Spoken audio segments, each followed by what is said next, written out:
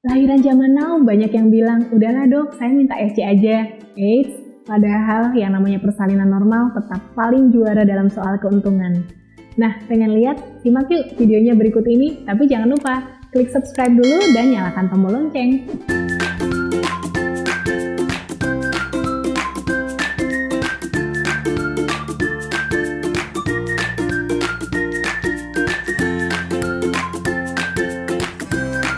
Definisi dari persalinan normal adalah persalinan yang berlangsung secara alami, di mana kontraksi yang akan timbul pada perut bonsai akan menggiring pembukaan terjadi di mulut rahim. Selanjutnya, saat pembukaan lengkap, maka bayi memungkinkan untuk keluar. Nah, keuntungan dari persalinan normal ini sangat banyak loh. Yang pertama, namanya aja persalinan alami. Maka akan berlangsung secara alami dan minimal intervensi. Sehingga jika minimal intervensi, maka nyerinya pun juga lebih sedikit daripada persalinan secara SC. Yang kedua, risiko dari perdarahan. Perdarahan dengan persalinan normal jauh lebih sedikit daripada persalinan dengan SC. Nah, yang ketiga soal pemulihan. Pemulihan dari persalinan normal secara signifikan akan berlangsung lebih cepat dan artinya bonsai bisa kembali ke aktivitas semula. Bonsai, sebenarnya 90% dari kehamilan bisa berakhir dengan persalinan normal, kecuali adanya indikasi dilakukan operasi. Sehingga, yuk kita upayakan lahir normal, kecuali jika indikasi operasi ini bonsai alami. Indikasi operasi yang mungkin terjadi bisa dari faktor si janin, kemudian ibu, dan juga kondisi plasenta. Nah, janin jika berada pada range 2.500 sampai 4.000 gram berarti masih bisa dilahirkan normal.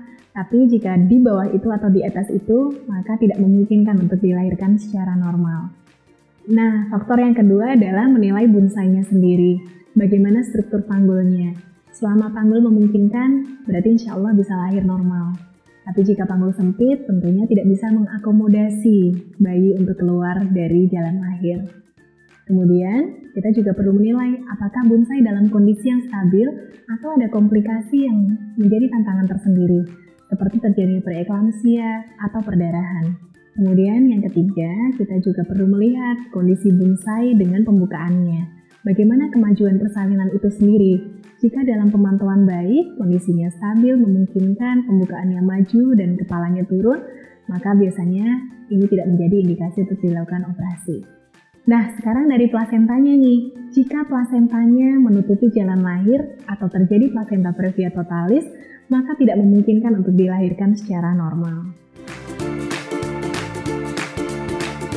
Nah, sekarang apa saja yang bonsai bisa persiapkan agar bonsai bisa melahirkan secara normal? Yang pertama, yuk kita berafirmasi positif agar kita bisa melewati fase-fase persalinan ini. Jangan lupa iringi dengan doa dan kumpulkan dari dukungan keluarga sekitar, seperti suami, kemudian ibu, dan juga mertua. Nah, yang kedua, pahami yuk tentang fase-fase persalinan itu sendiri. Dan pahami bahwa salah satu fase laten itu dapat berlangsung lama, yaitu saat bonsai berada dalam pembukaan 1-3. Jika kita meyakini bahwa ini bisa berlangsung beberapa hari, maka sebenarnya tidak ada ketergesaan. Tetap rileks, kemudian nikmati gelombang cinta itu dan semoga segera beranjak ke kala berikutnya. Kemudian yang ketiga, komunikasikan yuk dengan dokter atau bidan yang menangani bonsai. Diskusikan bahwa bonsai pengen lahir normal dan hanya mau dioperasi jika ada indikasi medis. Nah, kapan nih boleh hamil lagi? Kita tunggu 2 tahun ya. 2 tahun itu dihitung dari jarak kelahiran bayi dan kelahiran bayi berikutnya. Jadi, kurang lebih di 18 bulan bonsai sudah bisa merencanakan kehamilan selanjutnya.